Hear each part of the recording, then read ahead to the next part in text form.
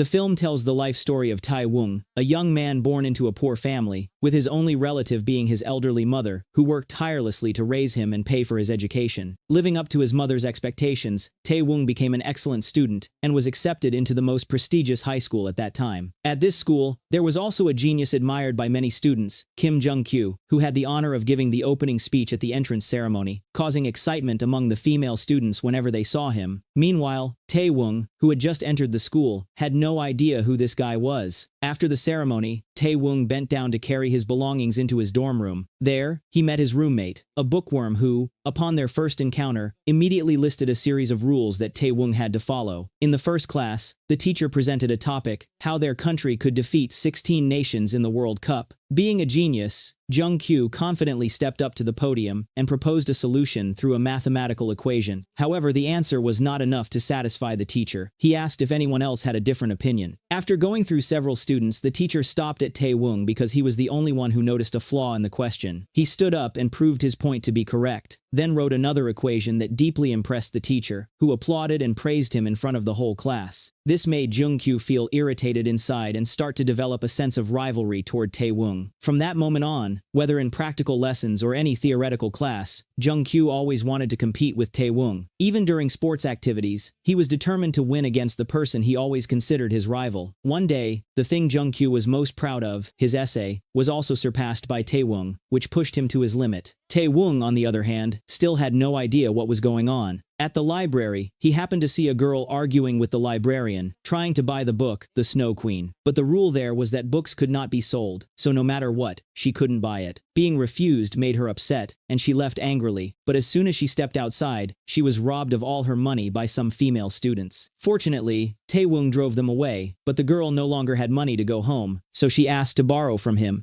and before leaving, gave him her pager in return. Not long after, the teacher praised Tai Wung's essay and wanted to nominate it for a research conference, but unexpectedly, Jungu accused Tai Wung of copying the solution from a book and presented it to the teacher for comparison. Indeed, they looked very similar, which made the teacher furious. He not only scolded Tai Wung in front of the class, but also summoned his parent to complain. This made his mother extremely disappointed in Tai Wung, refusing to listen to any explanation from her son. Feeling dejected, he returned to school, where Jungu mocked and even insulted his mother, saying she didn't know how to raise her child. Those words enraged Tai Wung, and he gave him a lesson. You can say whatever you want about me, but don't you dare talk about my mother. After the fight, Tai Wung went to his mother's restaurant and saw her sitting blankly like a lost soul. He felt even more guilty and couldn't bring himself to face her, so he decided to leave. On his way back, Tai Wung received a message from that girl. It turned out she wanted to buy a plane ticket but couldn't find a guarantor, so she called Tai Wung and lied that her brother was a university student. But when Tai Wung showed up in his school uniform, she was exposed. Bo-ra was extremely frustrated, constantly complaining that he had ruined her plan. Tai Wung was stunned that the girl had money to eat in such a fancy restaurant, but before they could sit for long, Bo-ra pulled him away because the police had arrived. The two held hands tightly and ran until they were out of breath to escape. He began to wonder what she had done to be chased by the police like that. At first, Bo-ra refused to admit it and even argued, but when Tai Wung threatened to leave her alone, she burst into tears and confessed that she had run away from home, which was why the police were looking for her. To comfort her, Tai Wung took Bo-ra to an amusement park. A bright smile appeared on her face, replacing the tears from earlier. She shared with Tai Wung that she dreamed of visiting the snowy land of Finland, where the Snow Queen was born, and where her late mother had once been. Bo-ra truly missed her mother and always wanted to go there to see her. After a day of fun, night had fallen, and it was time for them to say goodbye. Tai Wung returned the pager to her and promised to stay in touch. Bo-ra happily waved goodbye and got ready to take a taxi home, saying that next time they met, she would tell Tai Wung her name. Meanwhile, a female classmate had found evidence proving that Tai Wung had not copied anything from the book. First, the library had no record of him borrowing it, and upon closer inspection, the inequality in the problem was slightly different. It was a misunderstanding by Jungu that caused Tai Wung to be falsely accused, so she would inform the teacher. When his mother learned the truth, she was deeply remorseful and apologized to her son, hoping he would return to school and strive for a better future instead of living a hard life like hers. On the day Tai Wung helped his mother sell food, Jungu came to see him with the intention of making peace. But before he could say a word, the local thugs came to collect protection money. Since they had no money to pay, the thugs grew angry and wrecked the stall. Seeing the injustice, Jungu tried to help Tai Wung, but got caught up in the fight and both of them were beaten. Just then, the police arrived, and the thugs ran away, saving the two of them. This incident unintentionally brought them together as friends. After Jungu apologized to Taewon, there was no more hostility between them. From then on, they went everywhere together and became candidates for the Math Olympiad. They worked hard side by side, sharing both joy and sorrow. They freely told each other about their dreams. Jungu always wished to become a boxer like his idol Kim Do-gu, while Taewon wanted to own a company so that his mother would no longer suffer and so he could marry the girl he loved. Time quickly passed, and the day of the competition finally arrived. Before Jungu entered the exam hall, his father called, hoping that his son would achieve outstanding results. After the competition ended, reporters surrounded Jungu for interviews, so Taewon, not wanting to disturb his friend, decided to leave first. He still remembered the book Bo-ra wanted, so he searched through many stores to find it for her. He then sent a message asking Bo-ra to meet him on Friday, saying that he would tell her his name then. Bo-ra was delighted to receive the message, but that Friday she had a surgery scheduled. On the day the results were announced, Jungu was extremely nervous because his father had placed great expectations on him. His classmates all praised him, saying that he would surely take first place. However, in the end, the one who came in first was Taewon, which was a huge shock for him. All the glory at that moment belonged to his close friend, while Jungu felt as though he had been left behind. His pride as a so-called genius collapsed, and he quietly packed his belongings and left the dormitory. Taewon had no idea why his friend was acting that way and just wanted them to celebrate together. But Jungu became angry and voiced what he had been holding inside. "You always say you see me as a friend, but deep down, you've always looked down on me. Now that you've won and received the overseas scholarship, you must be really happy." Taewon tried to save their friendship, but it was all in vain. At school, Jungu was subjected to gossip and ridicule from other students, which made him even more stressed as he wandered the streets alone. Meanwhile, everyone around Taewon was celebrating his victory, but that night he couldn't sleep because he felt guilty about Jungu. The next day, he went out and bought a pair of boxing gloves as a gift to make peace. But before he could give the gift, he received the news that his friend was gone. On the night Taewon's family held a celebration party, Jungu, in despair, wandered aimlessly through the streets and met with a tragic accident. Before that, he had left a letter for his friend. "Taewon, I really admire you, but I hate the fact that I can never be like you. I once said we weren't friends, but that wasn't true. Congratulations on taking first place." Taewon read the letter and was overcome with unbearable pain. The loss was so great that he forgot about his promise to meet Bo-ra, leaving her standing in the rain waiting the whole evening, still wearing her hospital gown. And just like that, they missed each other for the next 8 years. Taewon never went abroad to study because of his guilt toward his friend, which led his mother to kick him out of the house. He chose the path of becoming a boxer, continuing his friend's dream, and changed his name to Do-gu, the same as Jungu's idol. Every day, he trained at the boxing club under his coach's supervision. One day, he went to pick up a friend who was about to be discharged from the hospital. The two were planning to celebrate when they witnessed a woman shouting at a doctor. After undergoing treatments, countless tests, and surgeries for 15 years without any improvement, she had finally reached her breaking point. Bo-ra clutched her head, screaming hysterically, and smashed the IV bottle. She grabbed a shard of glass and threatened to hurt anyone who came near. Jungu suddenly appeared behind her and grabbed her hand, but instead of stopping her, he pointed to her carotid artery and said, "If you cut here, won't you get what you want?" In the end, Bo-ra gave up that foolish thought and went home, where she discovered that the maid's daughter had secretly stolen her belongings. Bo-ra coldly took a pair of scissors and cut the item in half to warn her, then returned to her room and scrubbed her arm clean where Jungu had touched her. As she recalled that face, she felt as if she had seen it somewhere before. Meanwhile, Jungu was drinking with his friends. The friend who had witnessed the hospital incident excitedly told the coach that Jungu had stopped a girl from committing suicide. That event reminded him of his late best friend. All these years, Jungu had never been able to forget Jungu, so he wanted to fulfill his friend's dream by becoming a boxer. On his way home, Jungu even saw his friend waving at him, but when he blinked, the figure had vanished. Bo-ra's father was the chairman of a large company. After hearing that his daughter had caused another scene at the hospital, he was not surprised, as it happened quite often. To prevent Bo-ra from acting out again, he arranged a blind date for her with a doctor. Since she had no intention of getting married, she behaved arrogantly throughout the meeting and deliberately said things to make the man dislike her. Without waiting for his response, Bo-ra stormed out and went shopping. Whenever she wanted something, all she had to do was point, and someone would get it for her. Coincidentally, Jungu's close friend worked there, and when he knelt to put shoes on Bo-ra's feet, she kicked him in the face, scolding him for hurting her foot, and even threatening to sue. Seeing this, Jungu wanted to step in and reason with her but was pushed down by Bo-ra. In the end, the matter was not easily settled, and his friend was fired by the manager. Gu felt deeply guilty, believing it was his interference that caused his friend to get involved, so he immediately went to look for Bo-ra. At that moment, she was about to go out but was stopped by the bodyguards. Bo-ra then bribed the maid, asking her to bring fruit juice to distract the guards, while she took the chance to slip away. Just as she stepped outside the gate, she ran into Gu and hurriedly urged him to drive off before the bodyguards caught her. The two of them managed to leave the mansion safely. However, Gu demanded that Bo-ra reinstate his friend's job, and she casually promised to grant his request. So when they arrived at the bar, Bo-ra immediately ran inside while Gu was stopped by the security guards. Of course, Gu wouldn't let things end so easily. He sneaked in through the back door and successfully entered the building. Inside, Bo-ra was being harassed by a few rich men. One of them touched her, which made her furious, and she threw her drink in his face. Enraged, he tried to teach her a lesson, but Gu showed up just in time and took her away. He wanted to bring Bo-ra straight to her father to complain about her behavior, but on the way, they were stopped by the police because the chairman had reported his car stolen, leading both of them to be taken to the station. Bo-ra begged her father to bail her out, but this time he wanted to teach her a lesson and left her there for the night. That was when the two finally had a chance to talk. He wondered why she always acted in opposition to everyone else. Bo-ra honestly said that she always felt depressed and exhausted. So, when she was released, Gu gave her a piece of advice. Even if you keep living like this, you won't find any happiness. So it's better to find someone who can share and understand your pain. Those words truly touched Bo-ra's lonely heart.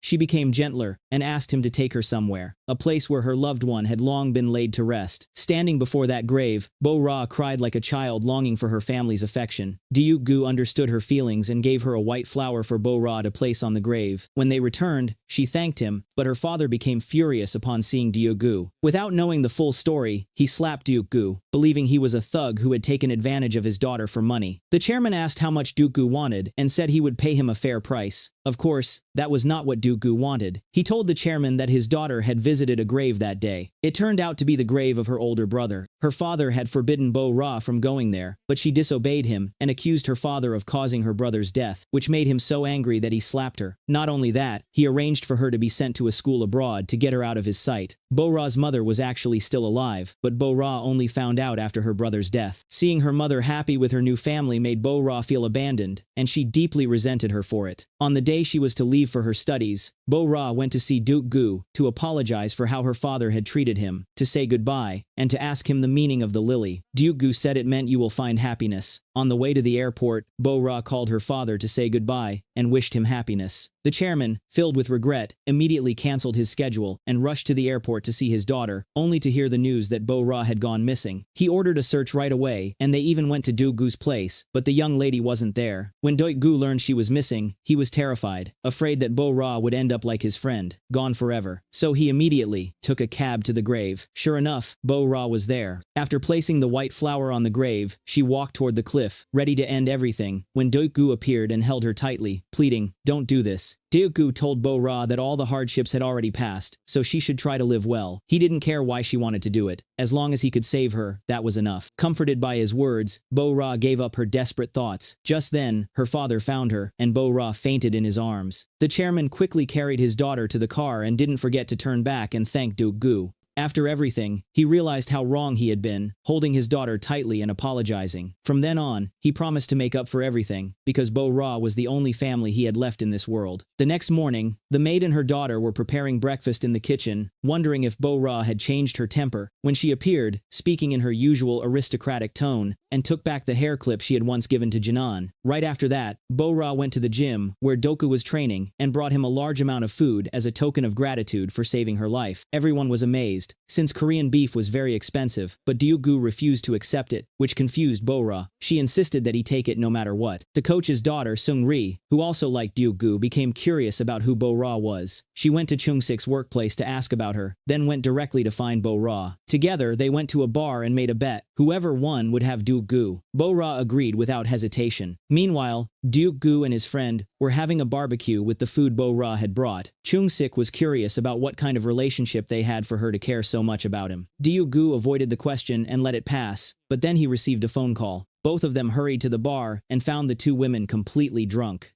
Chung-sik took Seung-ri home, while Ryukgu stayed behind with Bo-ra. After vomiting, she kept mumbling nonsense and insisted on walking alone. Unfortunately, she tripped, so Ryukgu kindly carried her on his back. The whole time, she kept causing trouble, and Ryukgu struggled to get her home safely. The next morning, when Bo-ra woke up, she had forgotten everything and didn't care about it anymore. She had a follow-up appointment at the hospital, and unexpectedly, the doctor turned out to be the same man from her previous blind date. Jeon-ho was genuinely attracted to Bo-ra's bold personality, but she bluntly told him that she would not marry him. After the checkup, she hurried outside, then suddenly remembered that last night she had called Ryukgu her man, which made her feel terribly embarrassed. She wanted to find him to explain, but unfortunately, she was splashed with a whole bucket of water that Ryukgu had just used to clean the floor. Her clothes were soaked, so he lent her some of his clothes to wear. After that, Ryukgu went out, and when Seung-ri entered his room, she saw Bo-ra wearing Ryukgu's clothes and misunderstood that the two had slept together. She immediately became furious, dragged Bo-ra out in front of everyone, and shouted that she was a shameless and indecent woman. "Who told you I'm that kind of woman?" It was Ryukgu who said so. That sentence made Bo-ra misunderstand and get angry, leaving right away. No matter how much he chased after her to explain, she didn't want to listen anymore and walked home barefoot, crying under her blanket in frustration. Meanwhile, Ryukgu was scolding Seung-ri for humiliating Bo-ra in front of everyone just because of a childish impulse. But all she cared about was whether he liked Bo-ra or not. Later, Ryukgu was invited to the chairman's office because the chairman wanted to offer him some help after he saved Bo-ra, but Ryukgu said he had no say in dreams other than repaying his mother's kindness. When he stood up, he accidentally knocked over a chessboard but quickly rearranged all the pieces exactly as they were, which astonished the chairman. After leaving, he went to buy a birthday present for Seung-ri. On his way back, he unexpectedly saw his mother on the other side of the street. He hurried to cross, but the light turned red, and the cars began to move, causing him to miss her. Meanwhile, the doctor was waiting at Bo-ra's house to pick her up and took her to the aquarium, even though Bo-ra had no desire to go. Seung-ri paced back and forth, worried that Ryukgu was still angry with her and unsure of what to say, when she received a birthday message from him saying that her gift was in his room. Overjoyed, she rushed inside but accidentally took Bo-ra's shirt. She planned to wear it to provoke her rival, but then heard Bo-ra say that it belonged to her. Moreover, Bo-ra bluntly told Seung-ri that Ryukgu only saw her as a younger sister. Furious, Seung-ri took off the shirt right there, put on a thin dress, and walked down the street where everyone stared, while she cried uncontrollably in pain. When she returned, she immediately confronted Ryukgu, asking how he could be so cruel. Even if he didn't love her, how could he tell Bo-ra that he only saw her as a sister? Seeing how sad Seung-ri was, Ryukgu went to find Bo-ra to reason with her, accusing her of being too heartless, like someone who couldn't shed a single tear at another person's suffering. The next day, he cleared up the misunderstanding with Seung-ri, telling her that he could not accept her feelings, and gave her the gift he had prepared. After that, he received a phone call informing him of his mother's whereabouts. Ryukgu rushed there and saw his mother begging the landlord for more time while being harshly scolded. But when she saw her son for the first time in 8 years, she became angry and told him to leave. Ryukgu knelt down,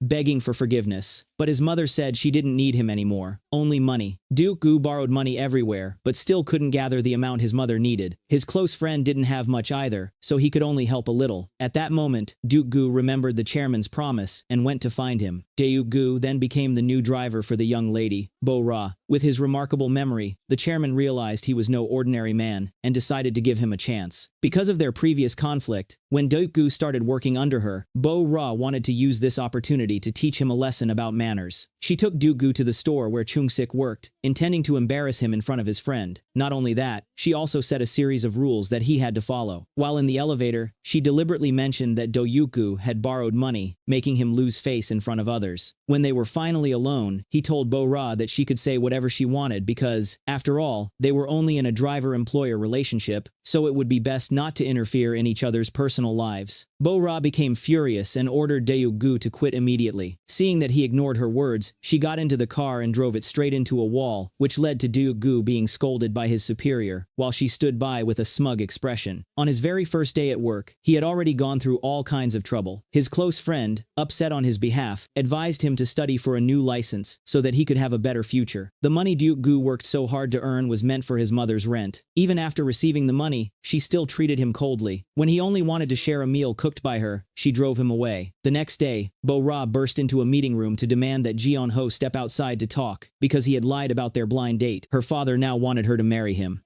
So Bo-ra lied, saying she already had someone she loved, to make him stop pursuing her. At that moment, the chairman was once again deliberately disturbing the chessboard to test Jungu. He easily arranged every piece back into its exact position, astonishing the chairman. This time, the chairman had no further doubts. He assigned Jungu to continue accompanying Bo-ra as her bodyguard and tutor. But as soon as she heard that the car was heading toward the school, Bo-ra immediately demanded that it stop and got out. When Jungu caught up and grabbed her hand, she kicked him in the leg and walked away. Meanwhile, Jungu's mother went to the boxing club and met the coach. Through their conversation, she learned that Jungu had lived a hard and lonely life all these years. She felt heartbroken for him, but when she found out that her son had become a boxer, she left in disappointment. Meanwhile, he went to a party to look for Bo-ra. To get rid of Jungu, she pretended to agree to go on a date with the same rich guy from before, using that as an excuse to send Jungu away while she left with the man. The guy happily invited Bo-ra into his car, but then she suddenly changed her mind and refused to go with him, which made Juncha furious. He grabbed her and forced her into the car, threatening to teach her a lesson if she resisted, making Bo-ra scream in fear. At that moment, Jungu appeared just in time, beat him up, and rescued Bo-ra. However, she didn't want Jungu constantly hovering around her anymore. It made her feel so exhausted that she was on the verge of tears. Seeing that, Jungu didn't have the heart to push her further. He said that if she disliked him that much, he would resign. Right after that, Jungu received news that his friend had been hospitalized and rushed there immediately. Meanwhile, when Bo-ra returned home and saw the lily he had given her, she changed her mind. So when Jungu came to see the chairman to submit his resignation, Bo-ra told him to continue being her driver. That day was Bo-ra's first day back at school. After she entered the classroom, Jungu spent some time looking around, feeling nostalgic since it had been so long since he quit studying. Bo-ra came across a difficult math problem and called Jeonho to ask for help, but he refused, so she asked Jungu to find her a solution book instead. After waiting for a long time without seeing him return, Bo-ra went to look for him and found Jungu sitting and reading the book intently, so she didn't have the heart to disturb him. When she stepped outside, she ran into Jeonho, who had cancelled his schedule to come there, but she no longer wanted to go with him. The two argued, and Jungu happened to see it. Thinking the doctor was harassing her, he ran over and restrained him. When he saw Jeonho's face, he remembered meeting him at the hospital and let him go. Afterward, Bo-ra went out with Jeonho, while Jungu helped submit her homework. Seeing that she had made some mistakes, he corrected them a bit. That evening, the chairman specially invited Jungu for a drink. He was curious to know why someone like Jungu had quit school, but it was difficult for Jungu to talk about his tragic past. At the same time, on the way home, Jeonho asked Bo-ra about the first love she had once mentioned. Bo-ra said she had only liked that person one-sidedly and had never even gotten the chance to know his name. When she returned to her room, she took out an old box that contained the pager she had once given to him. The next day, the professor returned Bo-ra's report and praised it highly. She was puzzled until she flipped through it and noticed the edited parts. Bo-ra immediately thought of Jungu. He could solve difficult math problems and even had medical knowledge when they first met. Bo-ra grew curious about why he was so talented. Jungu just laughed and said he had copied it from a solution book.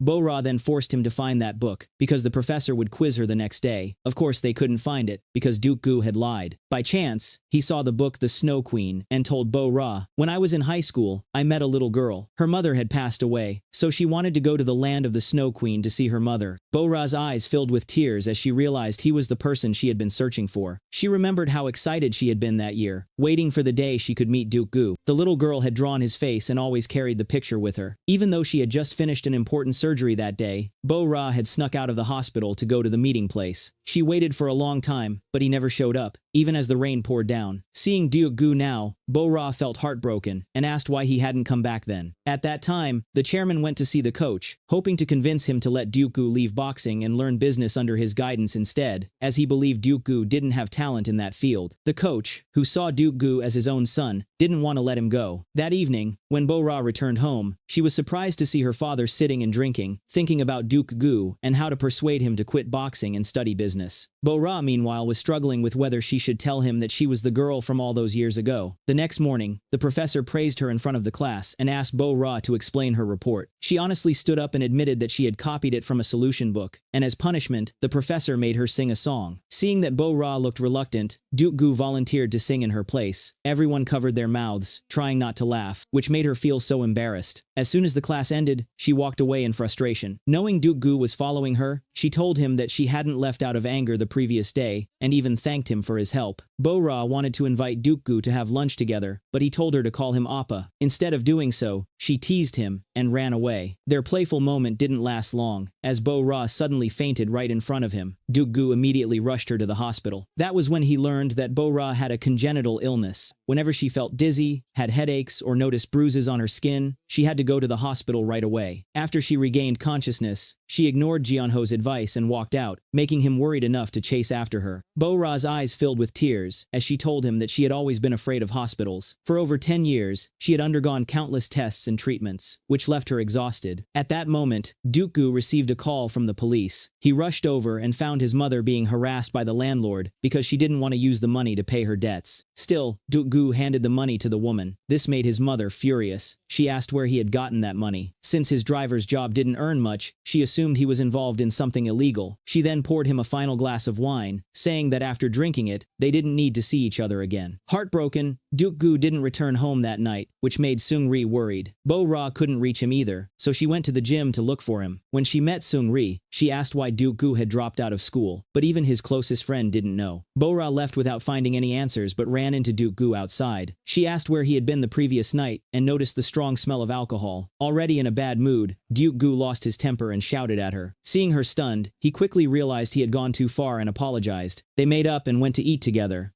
Jungu shared that he loved eating noodles because it was the dish his mother used to make for him when he was little. Bo-ra quietly listened beside him, feeling as if she understood him a little better. On the way back, Bo-ra gave him advice on how to win his mother's forgiveness. The next day, Jungu brought her a gift. No matter what, he was still her son, so he vowed to keep visiting her every day until she forgave him. When he was with Bo-ra, his job was also to remind her to take her medicine. Because she was afraid, she refused, so he gently encouraged her until she finally agreed to take it. After carefully thinking about the chairman's proposal, the coach agreed to let him guide Jungu, believing it would be a waste to leave such a genius unrecognized. Later, Jungu and Bo-ra went to the airport to see her father off on his business trip. Looking up at the vast sky, Jungu remembered the shimmering land that the little girl had once spoken of. That day long ago, he had promised to meet her but never showed up. Bo-ra anxiously wanted to know why, but the memory was too painful for him, so he said he couldn't remember anymore. Hearing that, Bo-ra felt utterly heartbroken. Ignoring all danger, she ran straight toward the departing plane. Jungu panicked and tried to chase after her, but people restrained him. "You really are a fool. I'm that little girl from back then. Why didn't you recognize me?" Unfortunately, Jungu couldn't hear what Bo-ra was saying. He only saw her running away. He rushed forward and grabbed her hand, and finally, she calmed down. Just then, Jeonho called, but Bo-ra turned off her phone, leaving Jungu puzzled. She told him that a good person like him deserved to meet someone better than her. After that, she asked him to meet her at the park on Saturday and carefully reminded him not to miss it this time. Saturday soon arrived. Bo-ra, full of excitement, came to the park early. That day, it was pouring rain, just like years ago. The sight of her younger self standing in the rain with an umbrella, waiting for Jungu, brought tears to her eyes. But this time, someone appeared to hold the umbrella for her. Unfortunately, it wasn't Jungu, because he had chosen to let her be with the doctor. However, when he returned, he saw Bo-ra still there. She was deeply disappointed that Jungu didn't show up. Do you know what kind of person I hate the most? The kind who knows they're wrong but still makes the same mistake twice. After Bo-ra left, Jungu sat there in silence, thinking. It was then that he finally realized Bo-ra was the little girl from years ago, and he immediately ran to find her. But by that time, Bo-ra had already decided to accept Jeonho's feelings. The next day, she officially brought her boyfriend home to meet her father. Jungu could only stand at a distance, watching them together, blaming himself for being one step too late, filled with regret. The whole family sat down to have dinner together. Jeonho, eager to marry Bo-ra, asked the chairman for permission to hold the wedding right after she graduated from college. Bo-ra had never even thought about marriage before, but she had no way to oppose them. She stepped outside first and met Jungu, who apologized for breaking his promise twice. Hearing that, she was surprised to realize that Jungu had recognized her, but she wasn't angry at him at all. That evening, Bo-ra went out for a walk with Jeonho. He was curious about what kind of man her first love had been, someone who could make her love so deeply. Bo-ra told him not to worry about that person, because the one by her side now was him. To protect Bo-ra, Jeonho gave her an alarm whistle, telling her to use it whenever she felt unwell or in danger. The next day, Jungu wore a suit to work, surprising everyone. Seung-ri went into his room to clean and accidentally discovered documents showing that Jungu had been researching Bo-ra's illness. Meanwhile, at the company, the chairman told Bo-ra to go home first, and asked Jungu to accompany him instead. She went to a store and happened to run into Seung-ri there, so the two ended up buying ties as gifts. The chairman sincerely wanted to help Jungu return to school, but Jungu, feeling unworthy of such kindness, declined the offer. Even so, the chairman told him the opportunity would remain open if he ever changed his mind. Later, Jungu went to his mother's restaurant to help her clean up, and this time, she invited him to stay for dinner. "Mom, if I get into college, will you forgive me?" For a moment, his mother couldn't give him an answer. The very next day, the coach went to meet her to talk. At school, a professor unexpectedly came to see Bo-ra to ask about her driver. When he met Jungu, he invited both of them to play a game of basketball with him. Although they were both reluctant, they agreed out of respect for the professor. Bo-ra, not knowing how to play, just stood still and was scolded by him, so she used her feminine charm to distract the opposing team, making them lose the ball without realizing it. Jungu teased Bo-ra about it afterward, but even he couldn't help being captivated by her beauty. When he returned home, Jungu was surprised to see his mother there. In his room, she looked at the photo hanging on the wall and said, "The coach told me everything. If you want to go back to school because of me, don't force yourself. Live for your own sake." After walking his mother home, memories of his friend Jungu came flooding back. The two of them had once worked hard together for their future. If he gave up now, wouldn't it be too regrettable? So the next day, Jungu went to find that professor and asked him for help with studying. After testing his ability with a math problem and realizing he had forgotten some knowledge, the professor gave him a book to review. Just as he left the campus, Jungu received a call from Jeonho, who invited him out for drinks. Coincidentally, both Bo-ra and Seung-ri were there too. They all sat at the same table, and Seung-ri told Jeonho that Bo-ra and Dae-yuku had known each other before. Surprised, he asked when they had met. Bo-ra didn't tell him about their childhood encounter, and instead lied, saying they had met at the hospital. Not understanding why she had to lie, Jungu later asked her privately. Bo-ra said she was afraid her boyfriend would misunderstand, so she had no choice. After sending the two of them home, he returned to Seung-ri, who burst into tears, shouting that she was jealous because Dae-yuku always cared about Bo-ra. He told her that Bo-ra was the girl he had met 8 years ago and, because she wasn't in good health, asked Seung-ri not to hate her. Meanwhile, Bo-ra was giving her boyfriend a gift, as a token of gratitude for the whistle he had given her. Jeonho was so touched that he hugged her, only to accidentally set off the whistle, startling them both. The next day, Bo-ra was brought to the groundbreaking ceremony for a shelter project dedicated to patients like her. When the host introduced her that way, she felt deeply saddened. After the ceremony, she went alone to the riverside, gazing quietly at the water. "Maybe I understand now why my father chose this place. He can't take care of me forever. Or maybe I'll leave before he does. I'm so scared. Why do you say such negative things?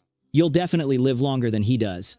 Jungu became furious because Bo-ra didn't value her own life, and stormed off. When she ran after him, she accidentally slipped and fell. The injury was serious enough that it required stitches, but because of her special condition, she couldn't be given anesthesia, so the doctor had to stitch the wound directly. The pain was so intense that Bo-ra gripped her hands tightly to endure it. Watching her suffer like that broke Jungu's heart. Afterward, Jungu called Jeonho over and asked him to stay by Bo-ra's side to take care of her. But for some reason, seeing them together made Jungu feel deeply hurt. The next morning, Jeonho drove Bo-ra home in his car, while Jungu followed behind. Looking at the empty back seat in front of him, he felt a pang of sadness and couldn't bring himself to keep driving, stopping by the roadside instead. After taking Bo-ra home, Jeonho couldn't stop thinking about the moment he saw Jungu reaching out to her. Coincidentally, that same day, Seung-ri brought her family to the hospital for a checkup, so Jeonho asked her if Jungu had a girlfriend, but to his surprise, he learned another secret. Jungu and Bo-ra had known each other long before, and he was actually the first love she had once mentioned. At the same time, Jungu was helping Bo-ra walk through the hospital when he happened to pass by an old classmate,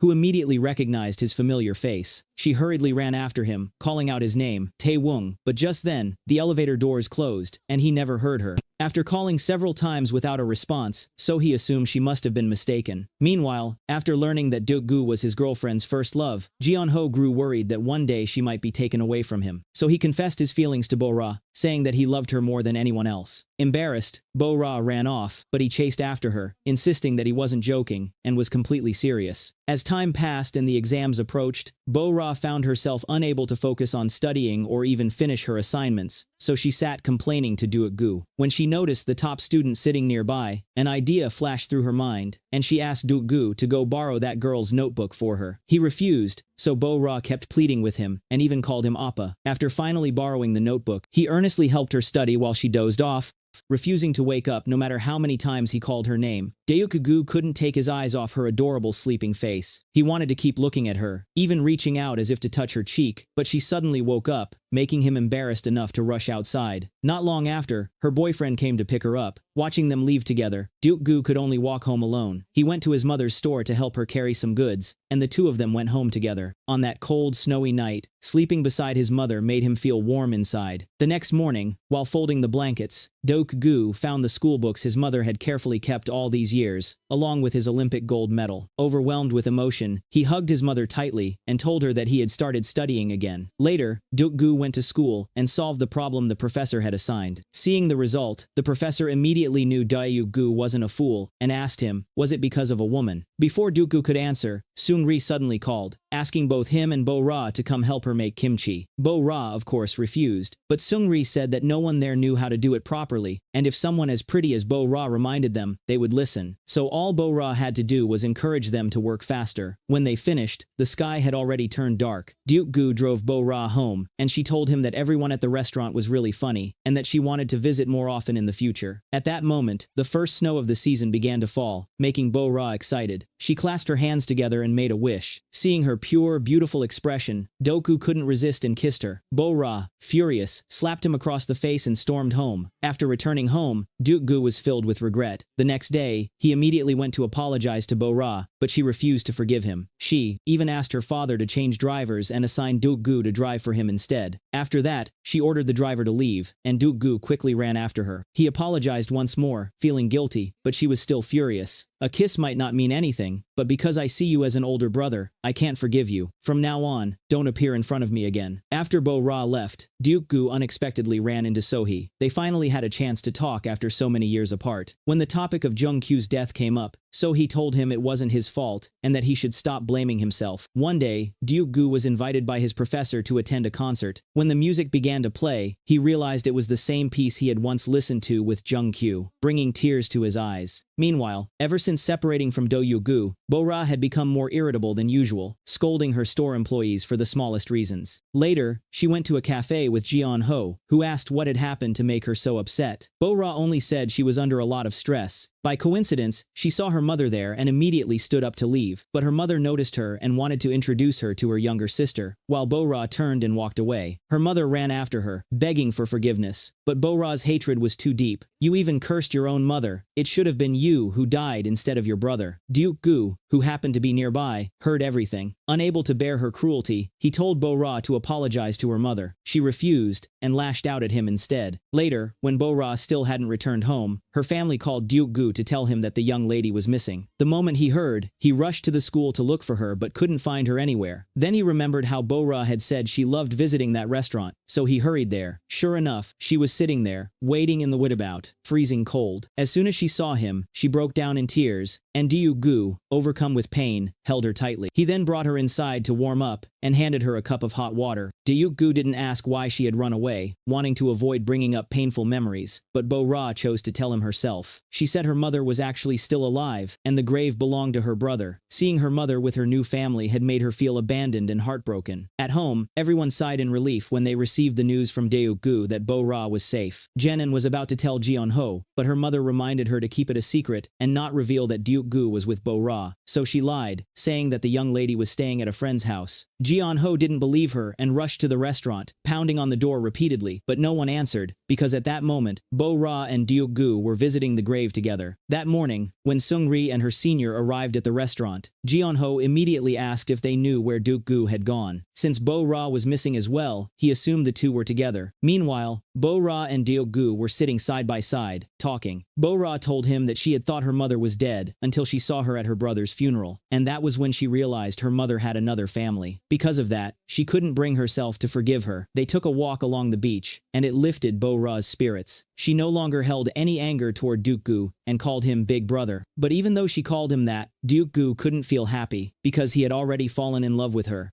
Returned to the dojo, Jeon-ho refused to leave, determined to wait for Jungu to return and confirm his suspicions. Even though Jungu didn't come back with Bo-ra, he still ended up getting punched by Jeon-ho, who warned him, Jungu, don't have feelings for her. Take a good look at yourself first. When Jian-ho returned to the hospital, Bo-ra was there looking for him. He was furious that she had hidden the truth, that Gu was her first love, and was deeply hurt by her deception. As for Gu, after what had happened, he was heartbroken. It was the first time in his life he had truly loved someone, yet he couldn't be with her. One day, the chairman's ex-wife suddenly came to see him. She didn't want their daughter to go on hating her because of him, so she told him that she would do whatever it took to take care of Bo-ra, to make sure she didn't end up like her brother. Hearing that name, the chairman couldn't help but feel a sharp pain in his heart. He returned to the house where he had once lived with his two children. Entering his son's old room, he picked up a dust-covered photograph and gently wiped it clean. Years ago, when he first heard that Jungu had been in an accident, he had rushed to the hospital, stammering as he asked the doctor, "How is my son? Even if he becomes a vegetable, it doesn't matter. Meaning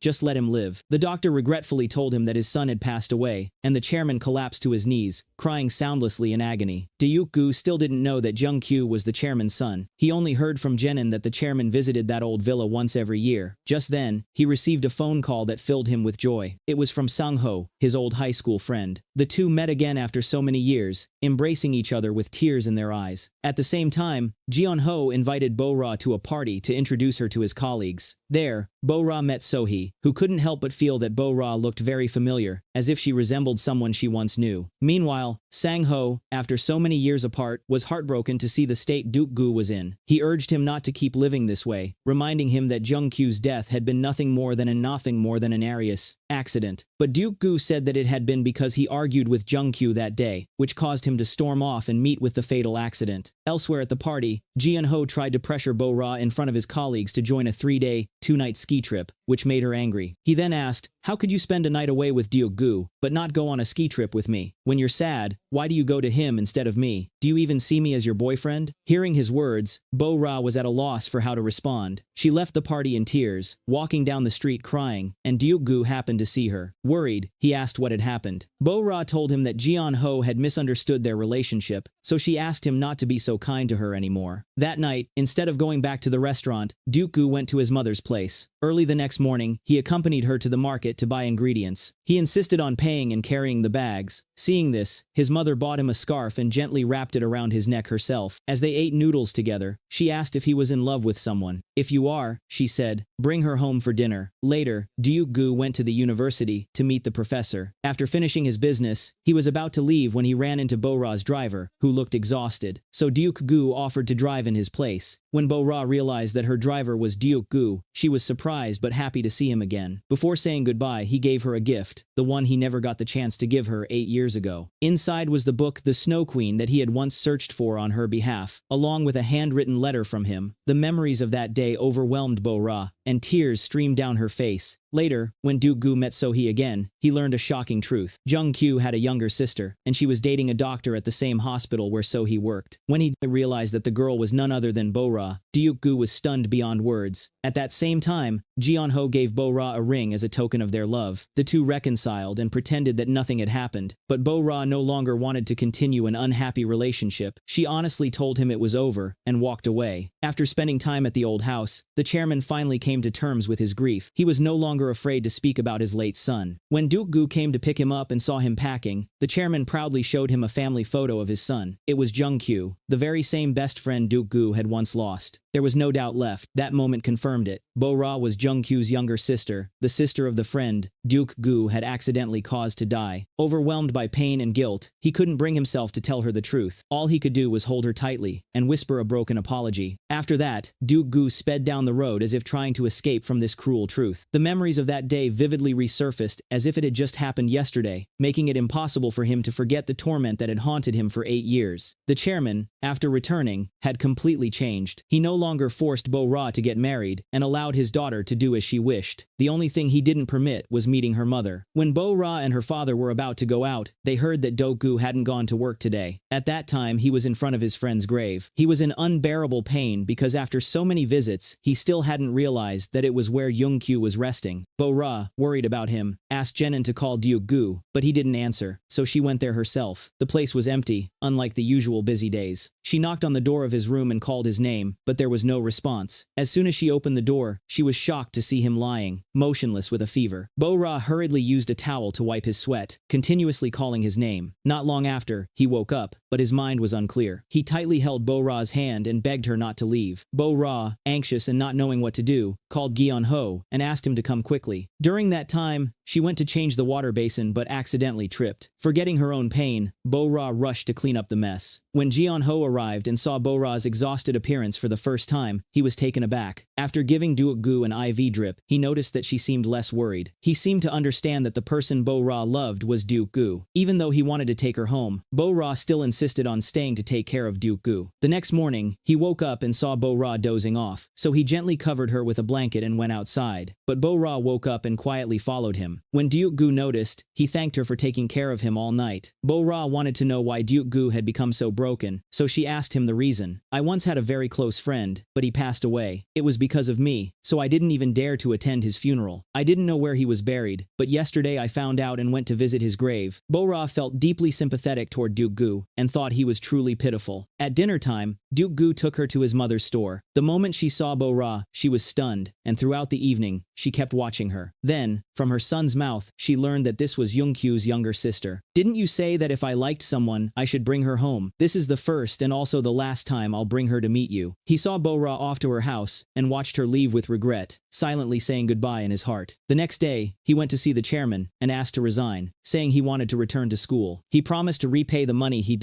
had borrowed. Before he left, the chairman asked Jungu to go to that house and fetch an item. It was in Bo-ra's old room. On his way out, he happened to pass by Jungkyu's room. Unable to resist, he stepped inside and carefully looked through each of his late friend's belongings, feeling a deep sense of nostalgia. At that time, Bo-ra was engrossed in reading The Snow Queen when Janan came to inform her that there was a call from the doctor. After thinking things through, Jungu decided to let go. Now he understood. A love that doesn't come from both sides will never bring happiness. The keepsakes they once gave each other should be kept as beautiful memories of one another. The painting was brought back and hung in the chairman's office. It was painted by Bo-ra herself. Now he no longer forbids his daughter from pursuing art to prevent a tragedy like Jungkyu's from happening again. But whenever he remembered the friend who had indirectly caused his son's sorrow, the chairman still couldn't forgive him. Jungu remained silent after hearing that. On the last car ride taking the chairman home before his resignation, he played the song that Jungkyu used to love and said with emotion, "This is the song my friend wanted to give to the chairman." His mother also hoped that their family would never find out about this matter to avoid reopening old wounds. Suddenly remembering that there was another person who knew this secret, Jungu rushed to the hospital to ask So-hee not to tell Jeon-ho that he was actually Han Tae-woong. Just as he finished speaking, Jeon-ho and his colleagues saw the two of them talking and wondered how they knew each other. So-hee quickly said they were elementary school classmates to avoid suspicion. After that, they quickly moved to another place to stay away from prying eyes. Jungu explained to So-hee why he had changed his name to Jungu and also that he had fallen for Bo-ra, so he absolutely couldn't let her know the truth. At that time, Bo-ra learned that Jungu had suddenly resigned, so she immediately went to his shop to confront him. "If it's because of Jeon-ho, you don't have to do this, because I've already broken up with him." Jungu didn't want to argue and cause more trouble. He tried to walk away, but Bo-ra persistently followed him, admitting that the one she loved was him. She hugged him tightly, unwilling to let go. "I truly love you." Surprised by her sudden confession, Jungu hadn't yet reacted when Seung-ri returned and overheard everything. Bo-ra, startled, hurried away, and Jungu had to chase after her. Once again, she told him that everything she said was sincere. Now the thing he feared most had happened. Because she also loved him, it became even harder for him to let go. Thinking of the chairman and his mother's advice not to meet that family again, Do-gu became more conflicted. He believed Bo-ra had mistaken the feeling of familiarity, like that toward an older brother, for love, so he arranged to meet her outside the mansion. He told her that he had thought a lot about her confession and believed that Bo-ra didn't truly love him, but was simply mistaken. Although she tried to prove that it wasn't as he thought, he later met his mother in distress and asked, "What should I do now that Bo-ra has fallen for me? Even though I have feelings for her too, I don't dare to move forward." His mother didn't oppose the two of them being together, but she wanted Jungu to tell Bo-ra the truth and see how she would react. However, he still decided to leave this place and forget about Bo-ra. Do-gu only had time to tell Seung-ri before quickly packing his things and leaving. When Bo-ra came to the shop, she couldn't find him anymore. She only heard that he had gone on a trip somewhere with no known return date. Bo-ra never imagined that the place Do-gu went to was actually her brother's grave. He brought a bottle of soju, poured a glass for Jungu, and offered it as an apology for making Bo-ra suffer. At that time, his mother went to see the coach and told him everything. She truly felt heartbroken for her son, who had endured so much pain, and asked the coach to help persuade Do-gu. Jeon-ho then began to suspect the man's true identity. He went to So-hee, trying to extract information, but she always chose her words carefully and avoided answering directly. Soon, there would be a boxing tournament, and for the first time, the coach allowed Do-gu to participate. As soon as he returned, Bo-ra immediately came to his shop. But toward her concern, Do-gu acted coldly and said hurtful words that made Bo-ra leave. No matter what, she didn't give up easily and went to Mrs. Han's restaurant to express her sincere feelings for Do-gu.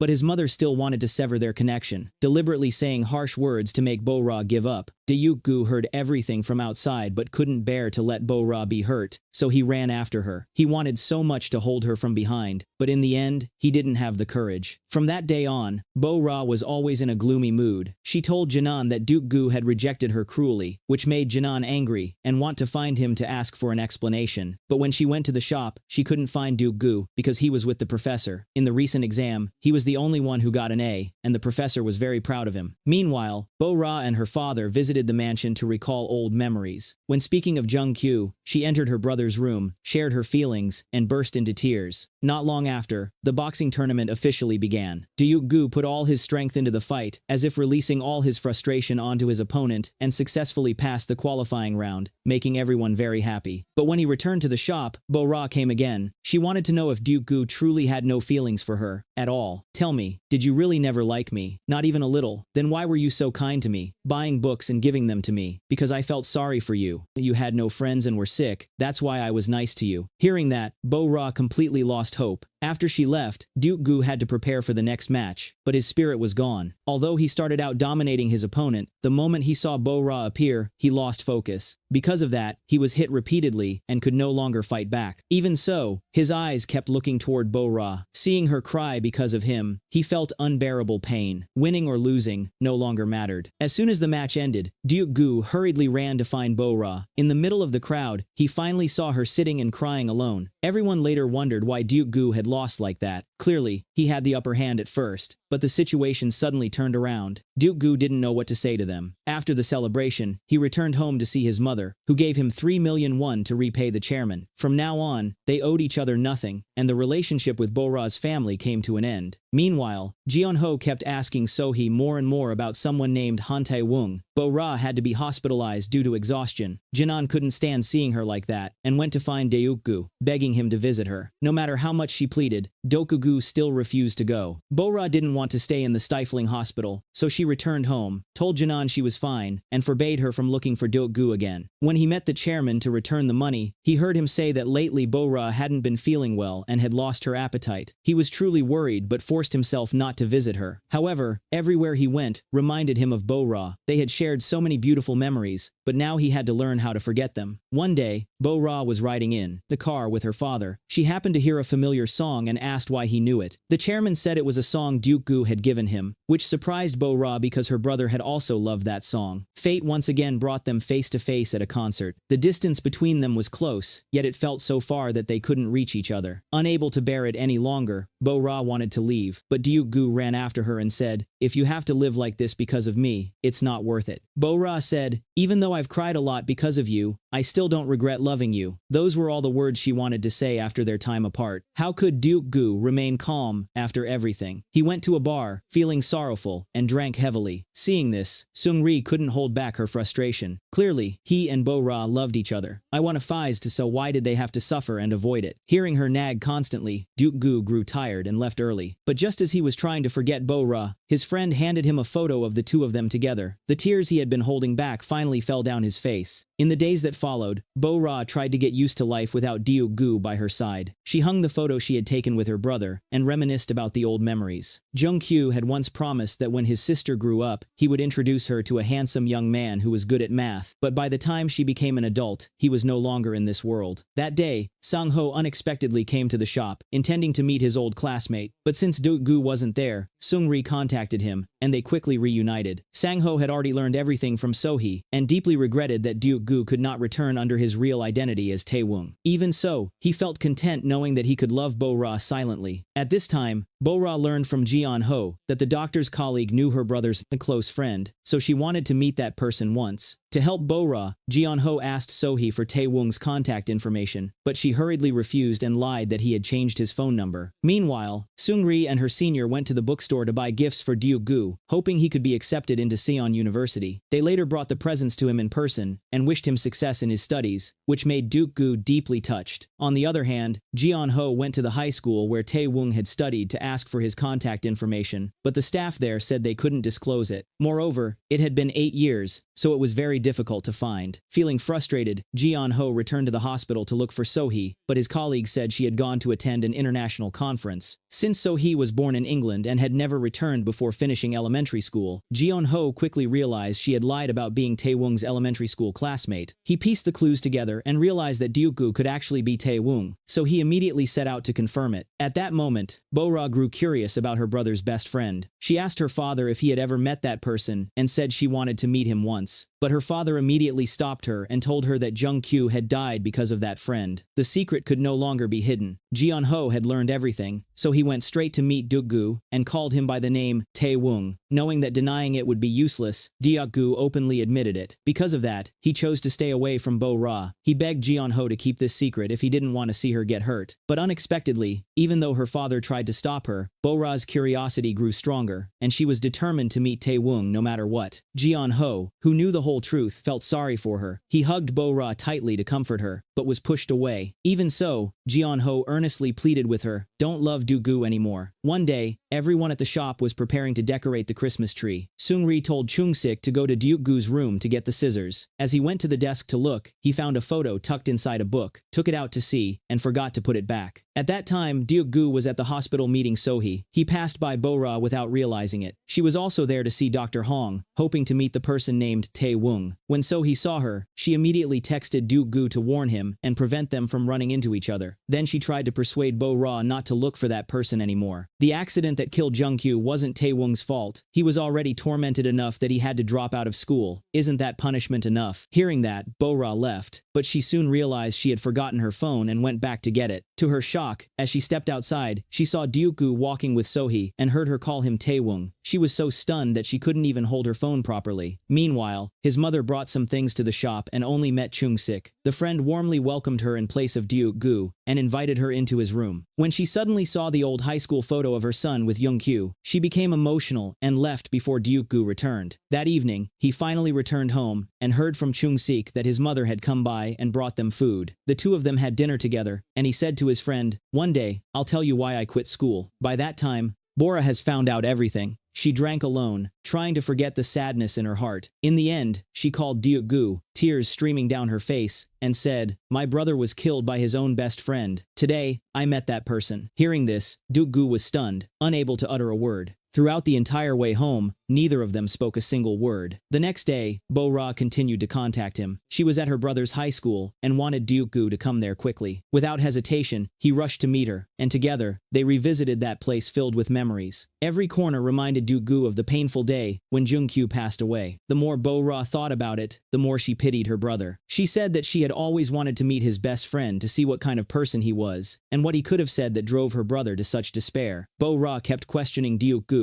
but he couldn't answer, which left left her so disappointed that she walked away. Meanwhile, So-hee also admitted that she had lied to Jeon-ho. She had no choice but to do it to help Deok-gu. He understood that her actions came from kindness, so he didn't blame her. However, the chairman suddenly called Jeon-ho to see him. Lately, he had noticed that his daughter had been depressed and wanted the doctor to comfort her. But then he learned that her sadness was because of Han Tae-woong. At that point, Deok-gu finally opened up to Bo-ra. He said that he once told himself he didn't need friends, but later he forgot that. Then, he met a girl and fell in love with her, only to find out she was Jung-kyu's sister. He wanted to keep that secret forever so she wouldn't be hurt. Bo-ra couldn't listen anymore and immediately stood up to leave. Deok-gu ran after her, held her tightly, and begged her to hate him, so that he wouldn't have to keep suffering. When Bo-ra returned home with her eyes red and swollen, her father worriedly asked what had happened. She didn't hide anything and told him that she had just met Han Tae-woong. Bo-ra said she felt that he was more to be pitied than blamed, but her father thought completely differently. He had no intention of forgiving the man who took his only son's life, and forbade Bo-ra from seeing him again, which made her deeply heartbroken. Deok-gu no longer had the heart to do anything. Even when he went to the library to study, he couldn't concentrate. As he was packing up to leave, the professor came and invited him to join a lecture. Coincidentally, Chung-sik came to the school looking for Deok-gu. Seeing him with the professor, he curiously followed. The professor led him to a large auditorium full of people, and introduced him as the guest speaker he had invited. Then Deok-gu handed out materials to everyone, and began explaining them. The advanced mathematical concepts he discussed were so complex that even Chung-sik couldn't understand them, giving him a completely new view of his friend Deok-gu. Curious about his friend's past, he went back and asked the coach, only to be shocked when he learned that Deok-gu was actually the math prodigy Han Tae-woong. Chung-sik became angry for being kept in the dark all this time, feeling as if Deok-gu had never truly seen him as a friend. He drank heavily out of sadness, and, in his drunken state, accidentally met the chairman, who had come looking for Deok-gu. Not thinking clearly, he revealed to the chairman that Deok-gu was actually Han Tae-woong. Around that time, Bo-ra was trying to forget Deok-gu, but everywhere at school reminded her of the beautiful memories they shared. She sat quietly in a corner, thinking about her father's harsh words toward the man she loved, which only made her feel more conflicted. When Bo-ra went to the basketball court, she unexpectedly saw Deok-gu there. She quickly tried to avoid him, but he chased after her, and she couldn't hold back her tears, scolding him for being foolish. "Why are you waiting for me here?" Meanwhile, the chairman, looking grim, went to see Jeon-ho and asked if he already knew everything. He grew even more worried that if the relationship between Bo-ra and that man became too deep, it would be impossible to fix. Unexpectedly, Jeon-ho revealed that they had already fallen in love, turning the chairman's worst fear into reality. Bo-ra clearly couldn't forget Deok-gu. She was truly happy to see him again like this. Unfortunately, that happiness didn't last long. Deok-gu had no choice but to leave her once more. He told her not to shed tears for someone like him in the future. The last gift Deok-gu could give Bo-ra was a quiet walk together, hand in hand through the streets. But when she returned home, she had to face her father's fury. He was deeply disappointed that his daughter kept protecting the man who had caused her brother's death. Bo-ra cried and begged her father not to blame Deok-gu, because she was the one who confessed her love first. However, the chairman refused to let it go easily, and ordered her to stay confined at home. Meanwhile, when Seung-ri returned, she found Chung-sik drunk. Curious, she asked what had happened, and just then, Deok-gu came back. Chung-sik, furious, called him a liar. "I foolishly bought high school books as a gift for a genius like you. What a joke." Deok-gu tried to chase after him to explain, but Chung-sik didn't want to hear another word. "You even hid your real name. How can we still call that friendship?" Hearing everything, Seung-ri was also disappointed in Deok-gu. Both of them left, leaving him alone. The next day, Deok-gu still couldn't reach Chung-sik and was worried, when suddenly the chairman sent someone to invite him for a meeting. At that time, Bo-ra was under house arrest and couldn't go out, so she called Deok-gu, but his friend answered instead. They told her that he had gone to see the chairman, which made her restless as she tried to think of a way to get out. The only person who could help was Jeon-ho. He quickly arrived at the mansion and escorted Bo-ra away. Deok-gu didn't know why he had been summoned. The chairman didn't want to beat around the bush and went straight to the point. He said he already knew everything and demanded that Deok-gu leave this place, stay out of his and Bo-ra's sight, and in return, he would take care of all expenses. Deok-gu immediately knelt down, begging the chairman not to make him do that, because he truly loved Bo-ra. Just then, she burst in and told her father that her brother hadn't died because of Deok-gu, but had taken his own life. As soon as she finished speaking, her father slapped her, leaving Bo-ra heartbroken as she ran away. Seeing that, Deok-gu hurried after her and urged her to go back and apologize, rather than make things worse, since everyone was already in pain. So Bo-ra returned to her father and tried to explain that her brother had long suffered from inferiority and a nervous breakdown, which was why he chose that way to free himself. Deok-gu isn't at fault for anything, but her words didn't reach him, and he threw her out. That evening Bo-ra went to see him again. Even though her father pretended to be busy and avoided her, she insisted on saying, "From now on, I'll be going abroad, so you don't have to force Jungu to leave anymore." After a long night of reflection, the chairman finally realized that he had truly been too harsh. He decided to forgive Jungu and hoped that from now on, he would no longer torment himself but live the life he had always wished for. Before the chairman left, Jungu called him father, a man he had always deeply respected. Not only the chairman but also his mother hoped that her son would find happiness. No matter how painful the past had been, there came a time to let go and think about the future. Jungu still didn't know that Bo-ra was going abroad. Before leaving, she went to say goodbye to Jian-ho, thanking him for always helping her and for keeping her secret from Jungu. After saying farewell to Jian-ho, she returned home to pack her luggage, and when she saw the lily that Jungu had once given her, she couldn't help but think of him. Seeing how sad Jungu had been lately, Seung-ri dragged him to the church to prepare a surprise. Although he didn't understand what was going on, he walked inside and heard the choir singing. Only then did he realize that the surprise Seung-ri mentioned was Bo-ra. It was the first Christmas they had ever spent together, and it would also be the last. Before saying goodbye, Bo-ra gave him a gift she had prepared. Inside was a lily, symbolizing happiness, along with a message. "None of this is your fault, so please forgive yourself and live happily." After saying that, Bo-ra gently gave him a sincere kiss, because the next day, she had to leave for another country. Before departing, Bo-ra went to say goodbye to her father. Jungu still didn't know that the woman he loved was about to leave. He was in high spirits after receiving good news from his professor that his thesis had won an award. As soon as he left, he got a call from Jian-ho, who wanted to tell him that Bo-ra was going abroad before it was too late. But Jungu didn't want to go see her off, afraid he wouldn't be able to let her go. Instead, he chose to visit the amusement park where they had once spent happy times together, a place full of beautiful memories. Now, he decided to bury those feelings forever, like a memory that could never fade. He swore that he would love only one woman for the rest of his life. Jungu stayed there from daylight until nightfall. When the security guard told him to go home because it was getting cold, he finally stood up to leave. But to his surprise, Bo-ra appeared. It turned out she hadn't gone abroad but had come there because of him. If he could hold Bo-ra's hand now, Jungu swore he would never let go again. As soon as he said that, she stepped forward and held his hand. Between them, a bond was formed, one that nothing could ever break. Hand in hand, they walked home together, and Jungu promised that, no matter what, he would convince the chairman until he accepted their love. Jenin saw Bo-ra standing in front of her and thought she was seeing things. She quickly told her mother and pointed toward her, making the woman shocked to see that Bo-ra had returned. Around that time, Dogu and his friend Chung-sik had also reconciled after he learned the truth from the coach. Their misunderstanding was finally resolved, and they became close again like before. However, Bo-ra was kicked out of her house because of Jungu, so he went to apologize to the chairman on her behalf. The chairman, of course, was not willing to forgive so easily. He said that Bo-ra was no longer his daughter, so she could go wherever she wanted. For the time being, Jungu arranged for Bo-ra to stay at Seung-ri's house. Seung-ri warmly welcomed her to come along. That night, the two shared a room and talked for a long time, growing closer than before. Meanwhile, Jungu had to inform his mother. He and Bo-ra were officially in a relationship now. When his mother heard the news, she became worried, and he understood what she was thinking. But if it meant giving up the person he loved, that was something Jungu couldn't do. The next day, Seung-ri took Bo-ra to a friend's clothing store to ask for a job. At first, the owner was hesitant, but after hearing a few of Bo-ra's insightful comments about fashion, she was convinced and decided to hire her. After getting the job, Bo-ra invited Seung-ri for a cup of coffee to thank her. The two even agreed that from now on, they would no longer call him Jungu, but use his real name, Tae-woong. Soon after, Jungu's mother prepared a warm, home-cooked meal and invited Bo-ra over. She looked at Bo-ra with gentle eyes, like a mother toward her daughter, and held her hand, knowing how much she had endured. She sincerely encouraged Bo-ra to stay strong until the day the chairman finally opened his heart and accepted their relationship. On their way home, the couple walked hand in hand. Bo-ra curiously asked why Jungu loved mathematics so much.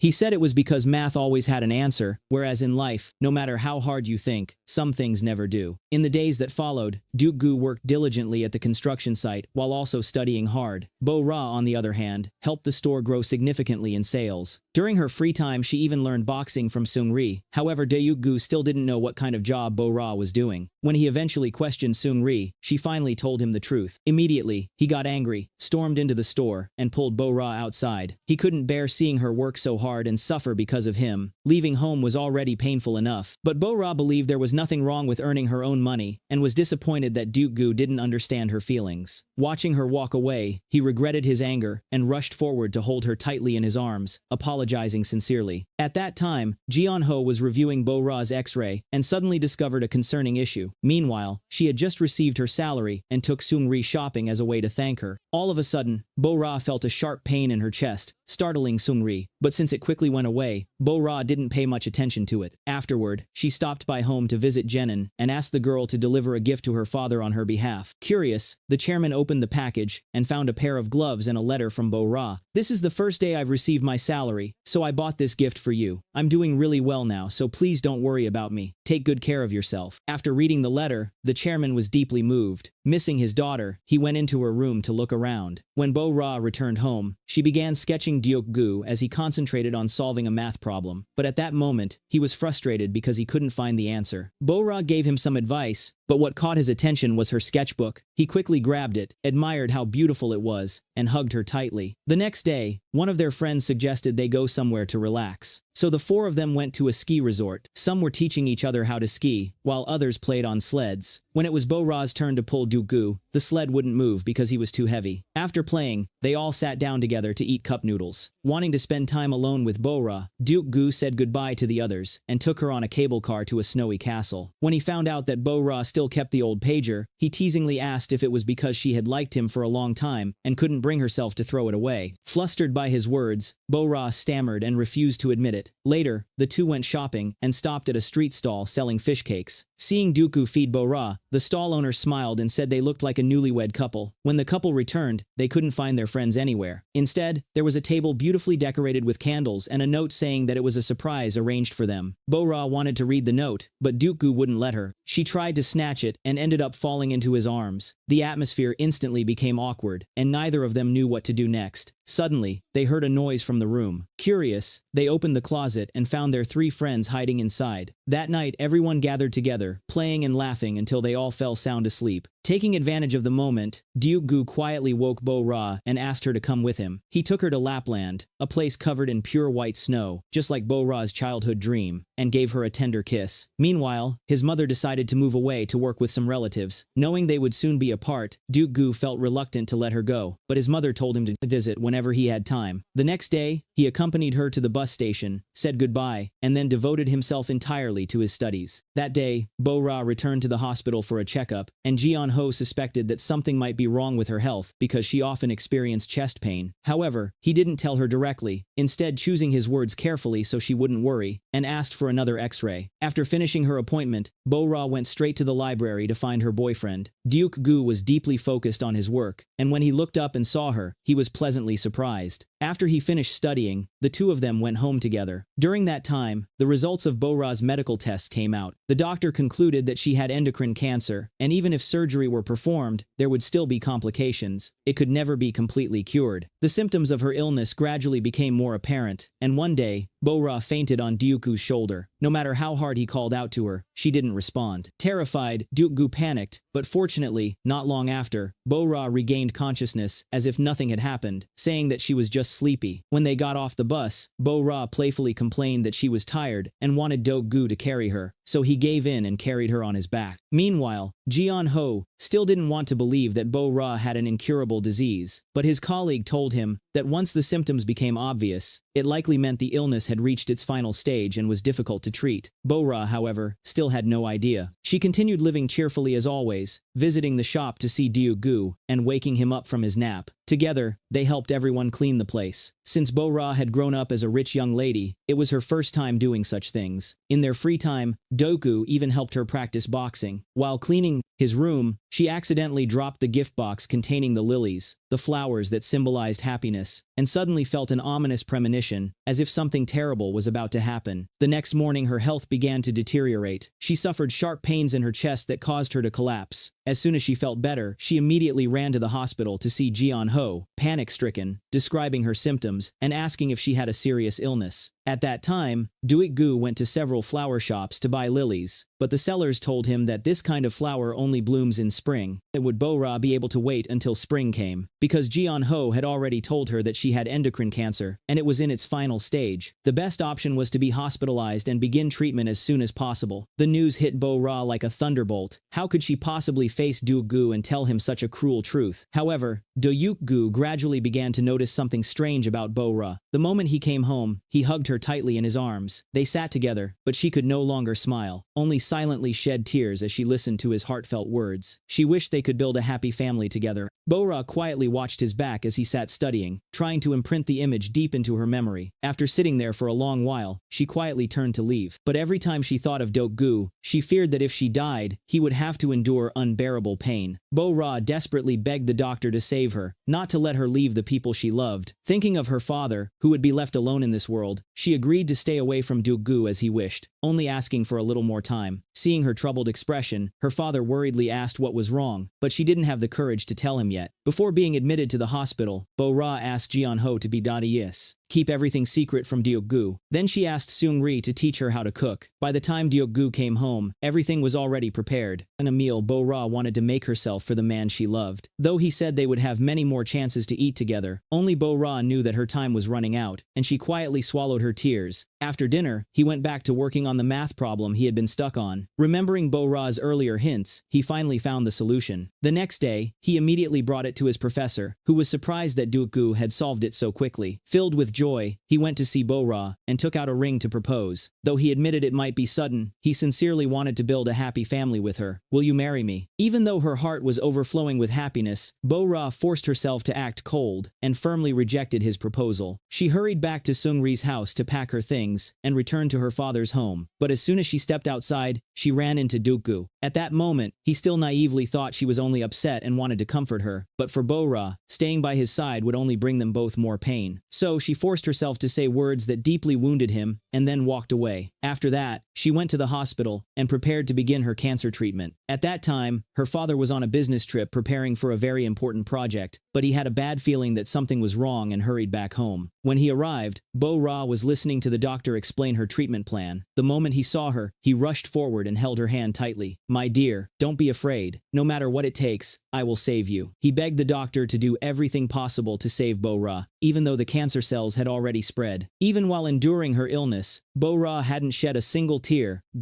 until she heard Duik-gu's message. "Bo-ra, please don't go. Please don't leave me." Unable to bear the thought of leaving him alone, she tried to run to him despite the doctors stopping her. But after only a few steps, sharp pain pierced her chest, and she collapsed, unable to hold on any longer. Everyone immediately rushed her into the emergency room. When Duik-gu heard the shocking news, he ran straight to the hospital. Seeing everyone there, he frantically asked where Bo-ra was, then lost control and grabbed the doctor, refusing to believe what he was hearing. When he entered her room and saw his beloved looking so frail, he was overcome with grief. Holding her hand tightly, he begged her never to leave him. Outside, her father was devastated and asked the doctor if there was any way to save his daughter. But at that stage, the only option left was radiation therapy instead of surgery. Worried for Bo-ra, he canceled his important business trip to stay with her at the hospital. But Bo-ra urged him to go back and take care of the company, saying that she already had someone by her side to look after her. Hearing that, the chairman reluctantly left, entrusting everything to Duik-gu. When it was time for her medical tests, Bo-ra wanted Duik-gu to leave, but he insisted on staying with her. Later, when he stepped out to get some water and came back, he panicked to see her vomiting violently. The door was locked, and he couldn't get inside. Duik-gu ran to find a nurse to open it. When Bo-ra finally felt a little better, he stayed by her side, comforting her until she could fall asleep peacefully. When their friends from the club heard that Bo-ra was ill, they came to the hospital to visit her. They even brought along a reporter who wanted to interview Duik-gu, asking why he had given up such a valuable opportunity to study abroad. But Duik-gu refused to answer. Bo-ra, watching from a distance, saw everything. She didn't want him to throw away his future for someone as sick as her. "Why are you being so foolish? You know I don't have much time left. Why would you do something like that? Who said you can't live? You must never leave me." But Bo-ra truly didn't have much time left. She was rushed into the emergency room in critical condition. The doctors couldn't promise anything. The only thing they could do was advise the family to prepare themselves, as there was no longer any miracle to hope for. Everyone was devastated, especially Bo-ra's father. He hoped his daughter could spend her final days in happiness, and entrusted every everything to Duke Gu. Of course, Duke Gu couldn't bear to see her confined to the hospital day after day. He asked, "Where do you want to go the most? I'll take you there no matter what. I want to go to Lapland." Without a moment's hesitation, Duke Gu packed their bags for a trip together. Bo-ra even joked that they looked just like a newlywed couple. Duke Gu took Bo-ra to all the places she wanted to visit, cherishing every beautiful moment they had together, while still reminding her to take her medicine as Jian-ho had instructed. Watching her peacefully asleep in his arms, he silently prayed to God, begging him not to take her away. But while they were watching TV together, Bo-ra suddenly felt a sharp pain in her chest again, and had to take her medication to ease it. Each time he saw her suffer from the illness, Duke Gu's heart ached unbearably. In her dream, she saw him standing alone on a snowy mountain peak, falling from it, which made her wake up in fear. She immediately went to find him and held him tightly in her arms. Still shaken by the unease, Bo-ra asked to sleep beside him that night. She said softly, "If one day I'm gone, please don't be sad. You'll be fine. Tomorrow I'll take you out." The next morning, Duke Gu drove her to the seaside so they could enjoy a brief, peaceful moment together. Thinking about the day when she would no longer be here and how much pain Duke Gu would have to endure, Bo-ra said, "One day, I won't be able to create beautiful memories with you anymore, and I'll have to leave before you do. I'm truly sorry. Don't apologize, because I've never once regretted meeting you. I love you." Bo-ra smiled with tears in her eyes and held Duke Gu tightly, trying to feel every bit of warmth from the man she loved. Neither of them knew that this would be their final embrace before she fell into eternal sleep. Later, Duke Gu cooked a meal so they could eat together, but no matter how many times he called her name, she never answered again. No matter how much pain he felt, Duke Gu didn't cry out. He decided to study abroad in the United States, just as Bo-ra had wished, and bought a plane ticket to Lapland, Finland, to fulfill her unfulfilled dream. Inside the pager that Bo-ra had sent before she passed away were the words she never had the chance to say to him. It was only then that Duke Gu finally broke down in tears. But the journey didn't end there. Duke Gu eventually made it to the land of the Snow Queen, carrying out Bo-ra's dream in her place. 3 years passed, and he became a renowned master's degree graduate in mathematics, honored to stand before a large audience to give a lecture. The chairman was there that day, sitting among the crowd, watching Duke Gu's success and thinking of his daughter. Duke Gu knew that he wouldn't be where he was without his professor's support, and he was deeply grateful to him. Upon returning to his home country, Duke Gu, of course, didn't forget to visit the places that held memories of him and Bo-ra. From the library to the basketball court, everywhere was filled with her presence. The image of Bo-ra's bright, radiant smile remained the most beautiful memory of his entire life. And with that, the story comes to an end. If you enjoyed it, please like, share, and subscribe to our channel to support us. Thank you for watching.